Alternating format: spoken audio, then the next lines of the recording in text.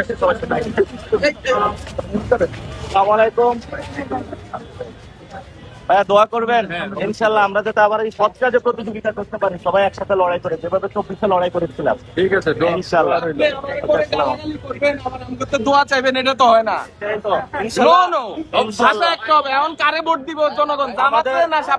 আমাদের একটাই শত্রু, ওইটা শত্রু আওয়ামী লীগ, মানেন তো? হ্যাঁ, অবশ্যই ভারত, অবশ্যই।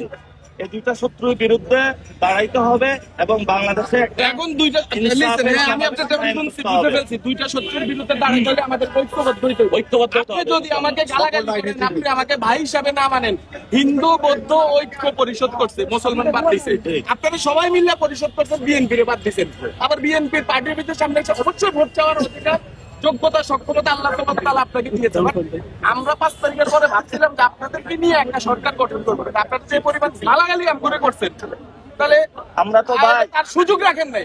এখন মির্জা আব্বাস ধানের শীষ, ইনশাআল্লাহ এলাকার স্থানীয় লোক, আমার যদি অপরাধ হয় আপনি আমাকে ধরবেন, উনি এলাকার লোক, এলাকার। এখন আপনাকে আমি এমপি বানাইলাম, ভোট দিলাম, আপনার আমি পাবো কোথায়? আপনার বাসাটা কই? আমি এখন পর্যন্ত আমি এবার বলি আপনাকে, আমি এই ঢাকাতে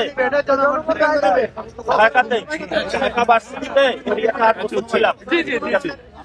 এই পুরা রোডে মানুষ ছিল না। এই 5 তারিখের আগে সবাই আন্দোলন করতে এসেছিল না, সবাই পুলিশ গুলি করেছিল না, ছাত্র দলের অনেক ভাই গুলি খেয়েছিল না, বিএনপির অনেক ভাই গুলি খেয়েছিল না। আমরা যখন মাঠে ছিলাম সবাই আমরা ঐক্যবদ্ধ ছিলাম 5 তারিখের আগের দিন পর্যন্ত, কিন্তু 5 তারিখ সকালে থেকে আপনারা একটা এজেন্ডা বাস্তবায়ন করছেন, বিএনপি কে আপনারা নিধন করবেন, বিএনপি কে বাদ দিয়ে দিবেন। আমরা চাইছিলাম ভাই আপনি নাসিরউদ্দিন পাটোয়ারি, আমি লিওন, আমরা ভাই। আপনারা সেই ভাবে আমাদেরকে অকথ্য ভাষা ফেসবুকে ফেক আইডি দিয়ে গালাগালি করছেন ভাইও, আমাকে রাজনীতি করার ইচ্ছা নষ্ট হয়ে গেছে। এবার এইভাবে আমার জিয়াউর রহমান আপনি কোন স্বৈরাচার এটা হয়? এবার আমি বলি, জিয়াউর রহমান বাংলাদেশের আইডল, বাংলাদেশের আইকন। এবার আমি আপনি শুনবেন নাকি বলতে থাকবেন? না, বলেন। আজকে এই মসজিদে নামাজ পড়েছি, বলেছি সবাই যাতে ম্যাডাম খালেদা জিয়ার জন্য দোয়া করে।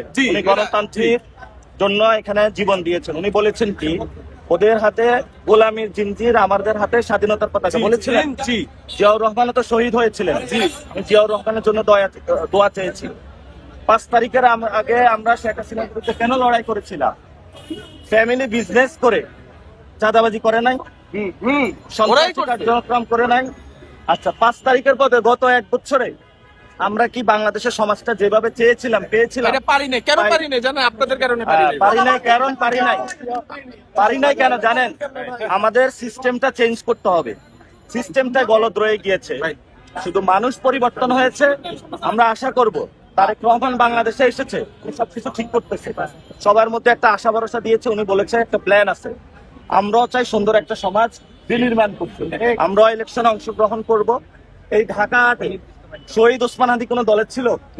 শহীদ ওসমান হাদি আপনাদের দলের ছিল না। আপনারা ওসমান হাদিরও আপনাদের একক বানায় ফেলছেন, তাহলে তো হবে না। ওসমান হাদির জন্য তো আমি মিছিল করছি, ইনশাআল্লাহ আমি আপনাকে দেখাতে পারবো। নট অনলি ওসমান হাদি, ওসমান হাদি এবং মুসাদ্দিক, আমরা সবাই বিচার চাই। বাংলাদেশের যতগুলো হত্যাকাণ্ড হয়েছে প্রতিটা হত্যাকাণ্ডের বিচার চাই। ওসমান হাদি কথাই বলতেছি কেন? ভিন্ন মতের মানুষের সাথে কথা বলবেন উনি, তাহলে উনি কি শুধু এনসিপি এমপি প্রার্থী? ভিন্ন মতের মানুষের সাথে কথা বলবেন, উনি এনসিপি করবে, তবে কথা বলবো। কিন্তু এখন আমরা কেন